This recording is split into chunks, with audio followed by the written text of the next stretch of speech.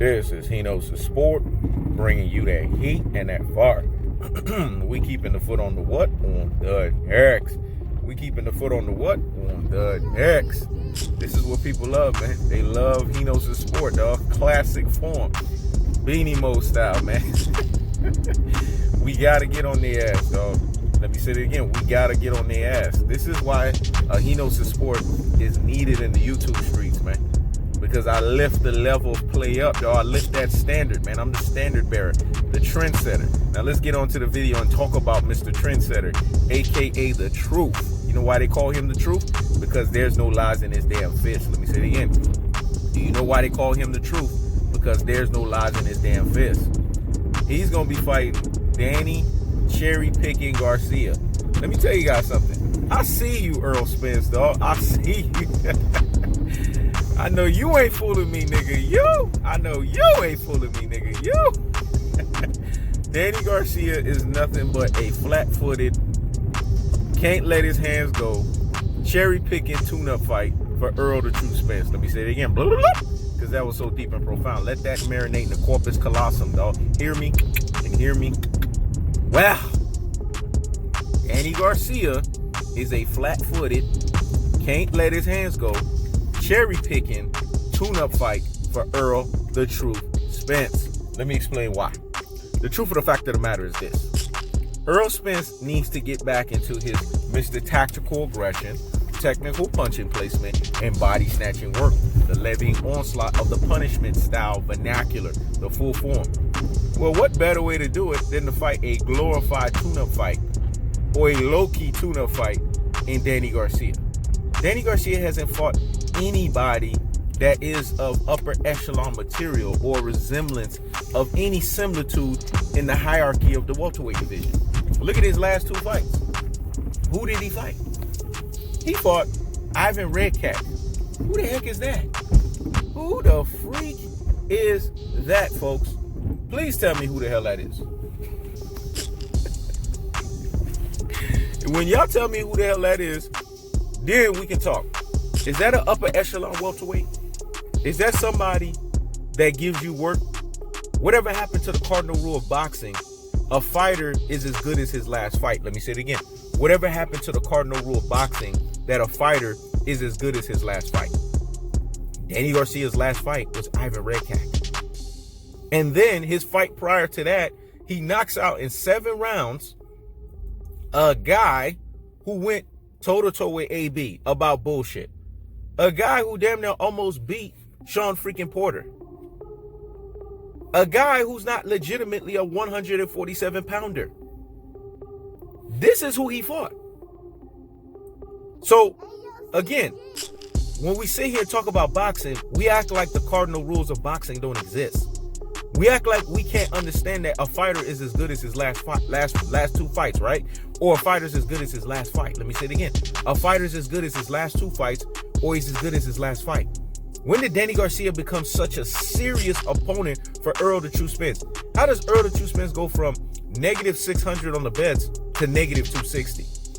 See, this is the classic golden the troglodytisms.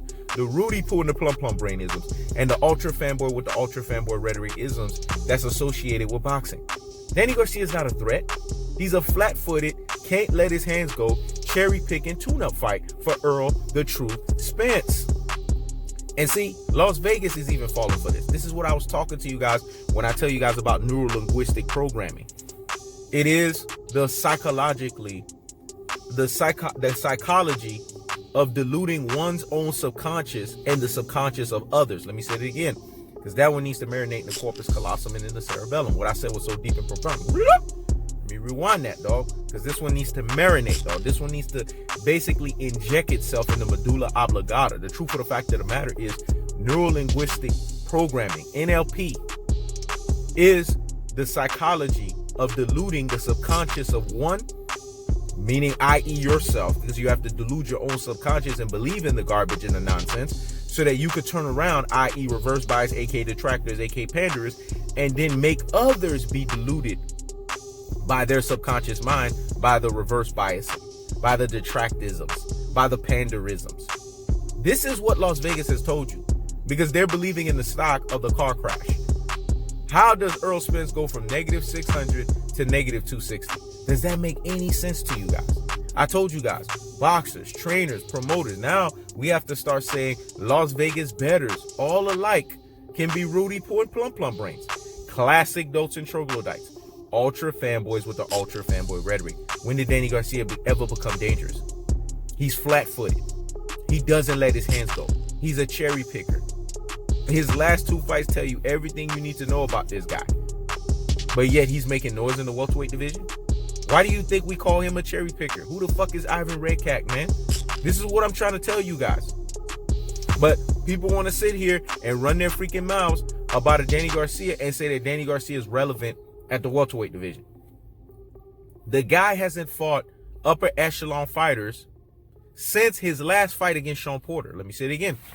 The guy hasn't fought upper echelon fighters since his last fight against Sean Porter. Now, people sit here and say the triangle theory in boxing doesn't work. That's bullshit.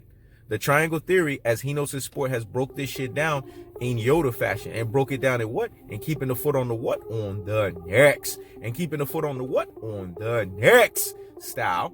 The triangle theory works in certain situations and it doesn't work in certain situations. In this situation, the Sean Porter situation, the Sean Porter equation, it works. You know why? Because Sean Porter fights everybody the same. The question is, who has performed better against Sean Porter? You see? This is when the triangle theory makes sense. This is when the triangle theory works. And we have to look at what Errol the True Spence was able to do to Sean Porter that Danny Garcia couldn't do. Where was Danny Garcia's power?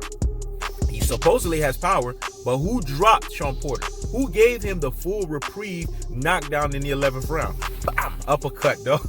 You know He Knows His Sport, man. Always coming with the cold-hearted, unadulterated, cutthroat, two-tailed fashion. See, they want to lie to you and delude you through neuro-linguistic programming. Remember, deluding the subconscious of one, i.e. reverse bias, aka detractors, aka panderers, and then thereby basically deluding the subconscious of yourself. In reverse biasism, in detractism, in panderism. They want to do this stuff and thereby turn you into what's called a brain full of mush and a brainwashed dodo head.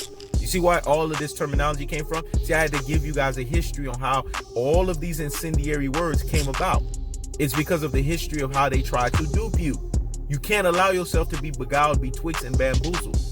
But this is what happens through NLP, neuro-linguistic programming. Now remember, He Knows the Sport is always dropping them gems, dog. Remember, Sun Tzu, aka Art of War, 7 steps ahead of the game, dog. Got time to be playing with these folks, man. I'm too above them when it comes to the mental aptitude. The truth of the fact of the matter is this. They tell you Danny Garcia got power, but the person who dropped Sean Porter, and Sean Porter had to have a full reprieve, and Sean Porter is still suffering from bloated trauma, i.e. you could tell this is basically relevant, and this is something that's happening in of itself when he tells you Pac-Man over Mayweather in terms of career he would prefer, but Danny Garcia is the more powerful fighter. When he fought against Keith Thurman, did he drop him? This is the stuff that I'm talking about. If Danny Garcia is everything that you guys say that he is, and he's not a tune-up for Errol Spence, when he fought Keith Thurman should have got dropped. When he fought Sean Porter should have got dropped. Why does Keith Thurman, the flute-playing Titanic welterweight, duck time, run time Thurman, runs the other corner when he hears Errol the True Spence name? Because he knows they call him the truth. Because what? There's no lies in his damn fist. How come Sean Porter took forever in constipated fashion to fight Errol the True Spence? Because he understands. It's a levying onslaught of tactical aggression, technical punching placement, and body snatching work. The levying onslaught of the punishment style. This is what you're seeing from him. The recurrence of a 12-round fight that he went up against Errol the True Spence and the effects from it. Danny Garcia is the last equation of this Cold War. He was never a real fight for Errol the True Spence. He was always low-key, a flat-footed, can't let his hands go, cherry-picking tune-up fight for Errol the True Spence. Let me say it again. A flat-footed, can't let his hands go, cherry-picking tune-up fight for Errol the True Spence. Danny Garcia is the warm-up. This is why I laugh when a Terence Crawford says in third grade variation of being a chihuahua barking behind the damn fence. Where's your brain? See, this is what I told you. This Negro is missing a few screws upstairs, dog. Remember, HeKnowsFitness bringing you that heat and that fire. Revealed him as such, man. When you and Bo Mac don't know how to count your money, I knew you was missing a few screws from there when you re-signed your ass with Top Rank. The truth of the fact of the matter is this. How is a fighter stylistically going to fight one fighter the same way they're going to fight another fighter? Does that make any sense to your chihuahua barking behind the damn fence, missing a few screws brain? Oh, if he fights Sean Porter, if he fights Danny Garcia the way he fought Sean Porter, he's going to be in for a rude awakening. He's going to be tailor-made for Danny Garcia.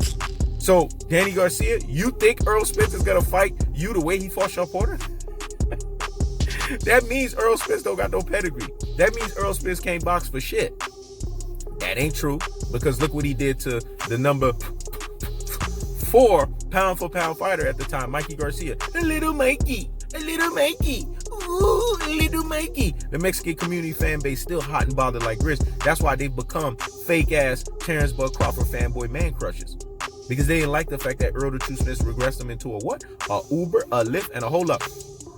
Hey, taxi, Tijuana cab driver fighter. They still feeling some type of way about that. They still hot and bothered like grits about that. So now Errol the True Spence is going to fight Danny Garcia the way he fought Sean Porter. Terence Crawford is what he's always been, and he's continuously being revealed as such. A chihuahua barking behind the damn fence. If Danny Garcia thinks that Errol the True Spence is going to fight his flat-footed, comfortable countering, doesn't let his hands go, cherry-pick himself the same way that he fought Sean Porter, he's going to have a rude awakening. In that fight, Errol the True Spence is going to be comfortable in the tactical aggression form. He's going to be comfortable in the technical punch placement form. He's going to be comfortable in the body snatching work form. You know why? Because Danny Garcia is not aggressive. He's not ineffective aggression. Danny Garcia is a fighter that likes to be comfortable in the ring. All Errol the True Spence got to do is outwork his ass. That's it. It's really that simple. I mean, when you got the flute playing welterweight duck time, aka runtime Keith Thurman, revealing you as a right hand, left hook, right hand, left hook, right hand, left hook, that means we can see that shit a mile away. So, what is Terence Crawford, the chihuahua barking behind the fence don't get? This is why Negroes like this that come from Omaha, Nebraska need to shut the fuck up. They need to go sit down somewhere and what? Higgity fucking hush. This is why you saw in the thumbnail, Errol the True Spence was irritated and bothered. You know what I'm saying? Why they set me next to this damn Negro? This chihuahua barking behind the damn fence. This is the problem with the welterweight division.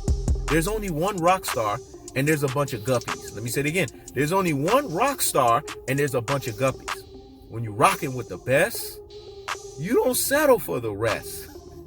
When you're rocking with the best, you don't settle for the rest. The truth of the fact of the matter is this.